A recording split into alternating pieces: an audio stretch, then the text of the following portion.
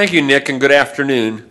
My name is John Graham. I'm Dean of the School of Public and Environmental Affairs here at Indiana University, and I'll be presenting a few thoughts on some work we've been doing with a team of faculty and students and experts from around the country on the subject of the future of electric vehicles and their competitors in the automotive technology space.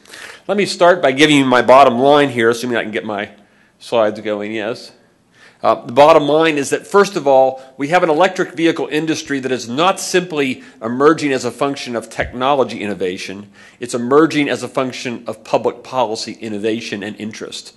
And that governmental support is critical to this industry. It's not unique to this industry. Certainly the biofuels industry and the fuel cell industries are deeply dependent on public policy, but this is an industry that is very much dependent, and we should be thinking about how that public policy dependence will evolve over time as our politics and technology change.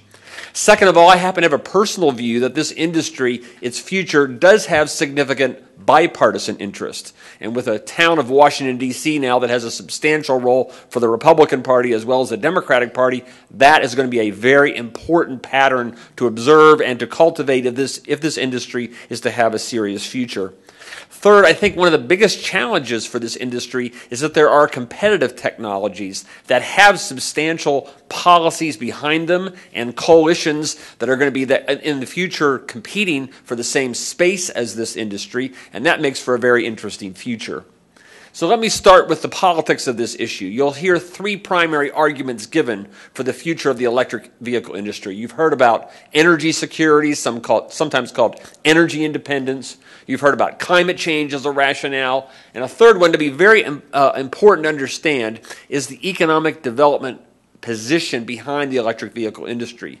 And here the point is, even if you're not sold on energy security or on climate change to actually as a justification for this industry, a lot of people care about the future of the manufacturing sector of the U.S. economy independent of any of those reasons. And if we're going to cede this whole field to the Chinese or the Japanese or Koreans and let them export all these vehicles into this country, there are a lot of people, politicians, who are deeply worried about our industry losing that global competitive edge. So that's an important piece of this picture, as well as the future part of it. If we develop this industry, we have the capability to export it around the world to that growing market that Charles described at lunch. So there's big issues here in economic development which are perfectly independent of climate change and climate change and energy security.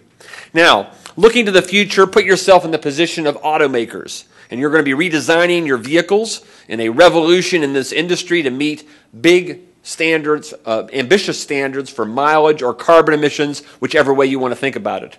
We're looking, for example, in 2025 of the average passenger car getting somewhere between 47 and 62 miles per gallon, depending on where the rulemaking currently goes. For light trucks, SUVs, pickup trucks, and so forth, it won't be that stringent, but it'll be vastly more stringent than it is today. So how are automakers going to respond to this? That's an important thing to think about. The first strategy, very popular in the 1980s, was simply to scrunch these vehicles, reduce their exterior dimensions so that you can ultimately reduce their weight and improve their aerodynamics, and that was an important compliance strategy for passenger cars. Ultimately, though, it led to the growth of the whole SUV and pickup truck population, so it didn't have a profound impact on the overall fuel economy of the fleet. Less powerful engines, I'll talk about more. Lightweight materials, there's a lot of promise in this technology. Refinements to the conventional diesel engine. The Germans are still, of course, very optimistic about progress with advanced diesel engines. I'll talk about that more in a moment as well. Hybrids and, of course, plug-in electric vehicles. I'm not going to focus on biofuels or fuel cells or natural gas vehicles, but keep in mind that they're in this competitive technology and policy space, all trying to make with these same set of arguments a case for their future. Is there at the present time a policy bias in any way in favor of electric vehicles? And by bias, I don't mean it in the negative sense of the word. I mean, is there anything out there that's giving a particular impetus to this particular industry? Two things that I think are very important to recognize. If you're a major automaker, you're going to sell vehicles in California, the largest, biggest market for these companies. They're going to have some zero-emission vehicles to market in California and the states that California is affiliated with. That means that you will hear virtually every major automaker say, we are going to be offering plug-in vehicles or some kind of zero-emission vehicle because they know they want to compete in the California market. Second of all, there's a very subtle piece of the mileage regulations I described to you, which basically gives a manufacturer for its first 200 or 300,000 vehicles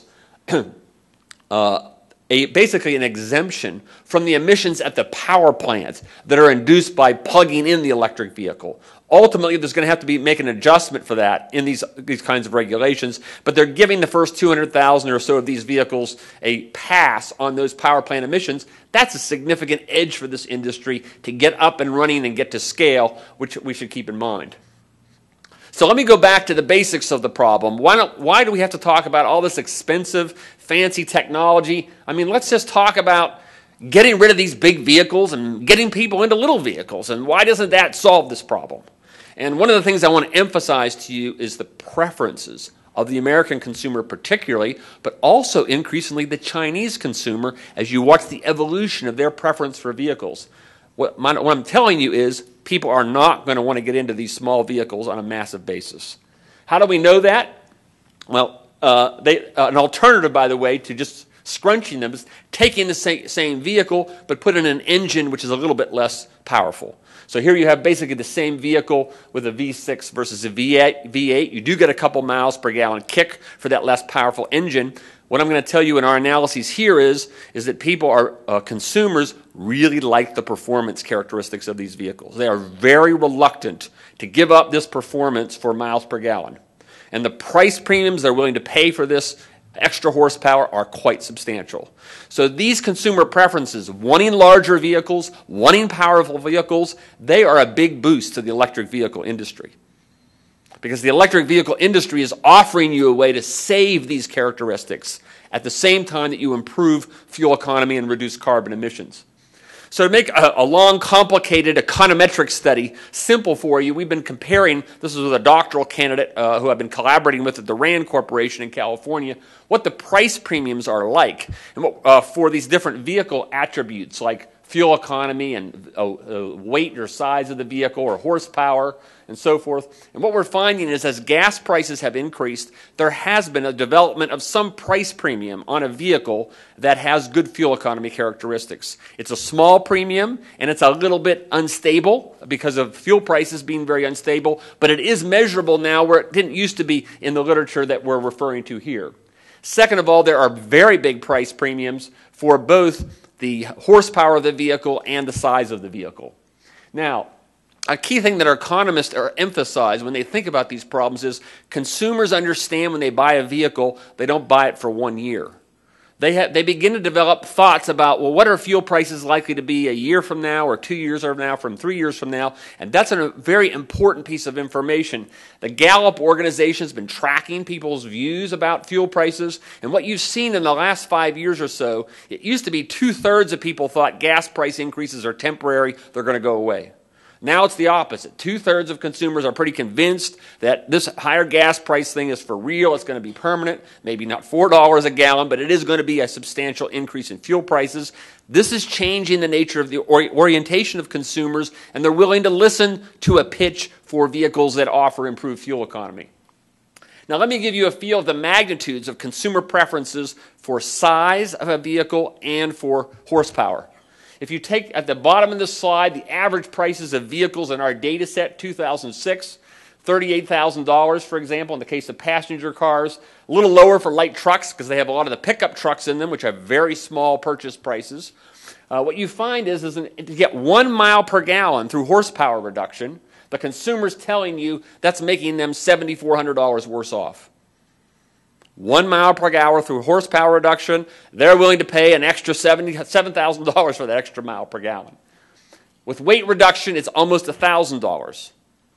That is, when I say weight here, I don't mean lightweight materials. I mean reducing the overall exterior dimensions of the vehicle by that amount. You find substantial willingness to pay of consumers. For light trucks, you get results that are also substantial, somewhat different but similar. The bottom line message I want you to take from this is, if you're a vehicle manufacturer, you're thinking about ramping up the mileage of your vehicles, you're really likely to look at all technologies that are going to, because these These costs are so substantial, meaning the consumer's demand for these attributes are so substantial, the technologies may end up coming in being less expensive than what size reduction and horsepower reduction is. So for example, the bottom line is you got to get fuel prices to $28 to $40 a gallon in order to get people interested in horsepower reduction. Now, for size reduction, it's more modest, $3 to $5 a gallon. And those results for size reduction, you're already seeing some evidence in the marketplace, the growth of crossover SUVs compared to big SUVs, the growth of the subcompact and compact market. There is some movement. It's not dramatic, but it is definitely happening in this industry. So the conclusions that we draw from this work is that auto manufacturers are likely to look at new technology, not just reducing the size of vehicles or reducing their performance in order to meet the standards that the federal government has placed. There is a counterexample I ask you to watch. The Ford Motor Company has shifted its base offering for the largest selling passenger vehicle in America, and it's the Ford pickup truck. And they've moved the base model down to a V6 engine. But one thing I want to remind you, if you look at this carefully, they are hedging. They have what's called an EcoBoost option, which provides turbochargers and other technology to boost that V6 so you can get almost the same performance as a V8. And to be really careful, they've protected themselves. They have a real pricey V8. If you really want to have your V8 now in the future, you can still get it with a Ford product. But it'll be very interesting to watch the future of this Ford approach, because they are getting some extra miles per gallon with this V6 offering. Second point I want to make now, and here is some work I've done with some other colleagues at RAND, where we're looking at the cost effectiveness of different technologies to improve fuel economy. The bottom line of this work is the following: why not, as a manufacturer, why not just go much more aggressively on offering conventional hybrid technology, like in the Prius or the Ford Escort SUV? Why not offer those, or advanced diesel technology like the German engines in the Mercedes or the Volkswagen, to reach these miles per gallon targets? Why get into all this plug-in electrification kind of activity and that sort of thing? So this is a cost-benefit work we've done. We've compared the current gasoline engines or biofuel-based vehicles and compared them to diesels and to hybrids. Again, complicated paper. I can get you the actual details if you want. But the bottom line result is ethanol doesn't look very promising on a large-scale basis. But at high fuel prices, it looks to us at even at just $2.50 a gallon, you're going to find a market for advanced diesel technology in a variety of these vehicles, particularly the light trucks, the pickup trucks, and some of the big SUVs. At $3.50 a gallon, you're going to find conventional hybrids looking promising compared to the gasoline engine, and having an edge over diesel engines if gas prices get to $3.50 a gallon and stay there for a substantial period of time. That's a big if, stay there for a substantial period of time. Now, of course, one of the challenges in this industry is how do you market these kinds of new technologies, because ordinary folks who are not into cars and engines, they look at a car and they can't tell whether it's a diesel or a hybrid or whatever. And this is, of course, the big marketing challenge for this industry, how to find a way to capture, like the Prius has, an image as being distinct from that vast range of offerings that are out there.